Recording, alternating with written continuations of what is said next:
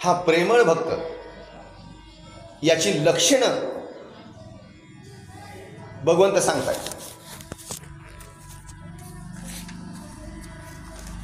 भक्तियोग अध्यायामधील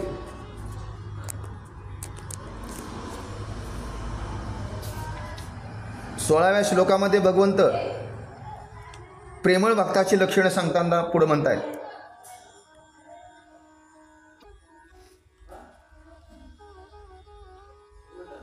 अनपेक्षाः शुचिः दक्षाः उदासीनः गतव्यथाः सर्व आरंभ परित्यागी यः मद्भक्ताः सह मे प्रियाः. अर्थात अर्जुना, हा माझा भक्त शुद्ध आहे, याचं चित्त शुद्ध आहे, अंतर्बाह्य हा शुद्ध आहे, याची आंतरिक स्थिती सुद्धा नित्य संतुष्ट अशीच आहे, म्हणून शुद्ध आहे. शुद्ध असणारच. अंतःकरणाची स्थिती शुद्ध असणं म्हणजे काय? कोणत्याही विकल्पानं, संकल्पानं ज्यावेळी चित्त युक्त असतं त्यावेळी तो भौतिक प्रकृतीच्या प्रभावाने येतो. आणि संकल्प विकल्पाशिवाय चित्ताची जी स्थिती आहे, या स्थितीमध्ये हा संतुष्ट किंवा नित्य आनंद स्थितीचा अनुभव घेत असतो.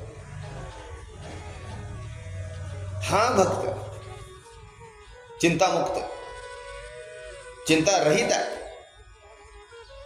चिंता करण्याचं कारणच नाही, कारण इच्छा आकांक्षा यातून तो मुक्त झाला, अनपेक्ष आहे. या श्लोकामध्ये सुरुवातीलाच म्हणतात अनपेक्ष, कोणतीही अपेक्षा नाही. सर्वोच्च शक्तीला प्राप्त झाल्यानंतर आता आशा आणि आकांक्षा कोणती उरते? बरं, याचे लौकिक व्यवहार हे आपल्यासारखी स्थिती इतरांनी अनुभवावी यासाठी जास्त. ज्ञानेश्वर महाराज या भक्ताची लक्षणं सांगताना म्हणतात, जयाची या ठाई पांडवा, अपेक्षे नाही रिगावा, सुखाची चढावा जयाची असणे. निरपेक्ष आहे. कोणाकडून याला काही पाहिजे, काय पाहिजे असतात याला, आणि कोण याला काय देणार? जो स्वतः निरपेक्ष आहे, याला कशाचीच अपेक्षा नाही. जे पाहिजे ते यानं साध्य केलं, प्राप्त केलं. आता सर्वोच्च अशा भगवंतांना प्राप्त केल्यानंतर हा इतरांकडून, या व्यक्त असणाऱ्या सृष्टींमधील इतरांकडून कोणती आशा व्यक्त करणार, कोणती आशा ठेवणार? कोणतीही आशा याला प्रभावित करत नाही. मोक्ष देऊनी उदार काशी होय कीर, परी वेचे शरीर तिये गावी. काशीत मोक्ष मिळतो असं म्हणतात. काशी नगरी यासाठी प्रसिद्ध आहे, पण त्या ठिकाणी देहाचा त्याग केल्यानंतर मोक्ष मिळतो अशी काहीशी कल्पना आहे.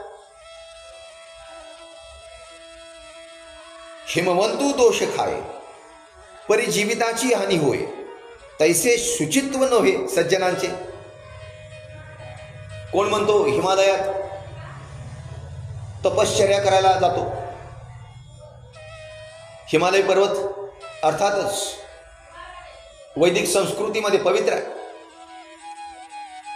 शिवशंकर यांचा वास आहे. अशा हिमालय पर्वतावरती एखादा जर गेला तपश्चर्या करण्याच्या हेतून, पाप ताप निघून जातात, कारण तो पर्वत पवित्र आहे. पण त्या ठिकाणी थंडी खूप आहे. या थंडीमध्ये हा जर टिकला तर हठयोग असेल किंवा इतर ज्या काही योगाच्या पद्धती असतील, या पद्धती करत पापतापातून मुक्त होईल. अगोदर याला लौकिक व्यवहार, लौकिक दृष्ट्या या थंडीच्या प्रभावातून काय करावं लागेल, यासाठी अभ्यास करावा लागेल. हिमालयात तपश्चर्या करण्यासाठी जातो म्हणून हा गेला आणि त्यानं जर थंडीचा अनुभव घेतला आणि त्यामध्ये त्याला काही इजा झाली,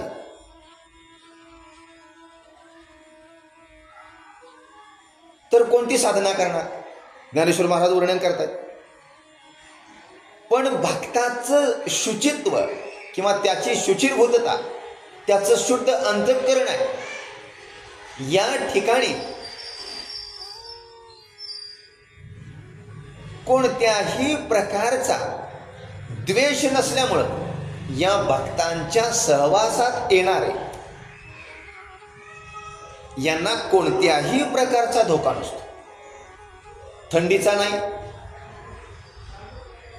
किंवा या भक्ताच्या अंतःकरणामध्ये सदेह जाण्याची आवश्यकता नाही.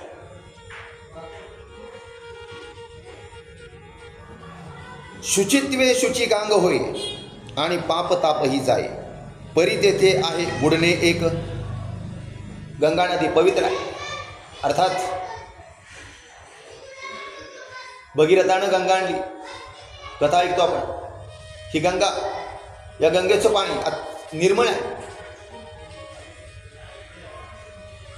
या गंगेचं पाणी इतकं निर्मळ आहे, आज सुद्धा काही जागतिक आरोग्य संघटना या गंगेच्या पाण्याची ज्यावेळी तपासणी करतात त्यावेळी आश्चर्यकारकरित्या आपला अनुभव किंवा अहवाल सादर करतात की या गंगेचं पाणी इतकं शुद्ध आहे की कोणत्याही प्रकारच्या मळानं ते प्रभावित होत नाही. आणि म्हणून तर भक्त त्या ठिकाणी स्नान करायला जातात. या पवित्र नदीमध्ये स्नान केल्यानंतर पाप ताप निघून जातात असं म्हणतात. पण ज्ञानेश्वर महाराज म्हणतात की या गंगा नदीमध्ये पाप तापातून मुक्त होण्यासाठी स्नान करायला गेला, पण याला पोहता येतं का? लौकिक व्यवहार सांगतायत ज्ञानेश्वर महाराज. याला जर पोहता येत नसेल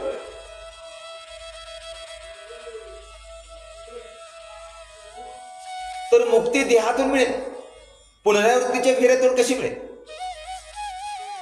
ज्ञानेश्वर महाराज व्यावहारिक दृष्ट्या सुद्धा विवेचन करतात. हिमालयात गेला, थंडी आहे. काशीमध्ये गेला, देहाचा वियोग होईपर्यंत तिथे थांबावं लागतं. आता देहाचा वियोग होईपर्यंत तिथं कर्म करणार कोणतं? कर्म करावंच लागेल, कारण काशीमध्ये मोक्ष मिळतो. पण देहाचा वियोग तिथं झाला तर काशीमध्ये गेला, पण देहाचा वियोग होईपर्यंत करणार काय? अगदी भक्ती जरी करायची ठरवली तरी अशा प्रकारची भक्ती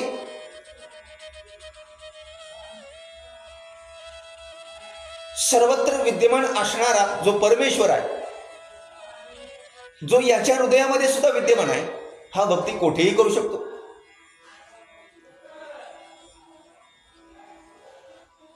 इथं ज्ञानेश्वर महाराज लौकिक जगतामधील व्यवहार लोकांचे कसे असतात या व्यवहाराला अनुसरून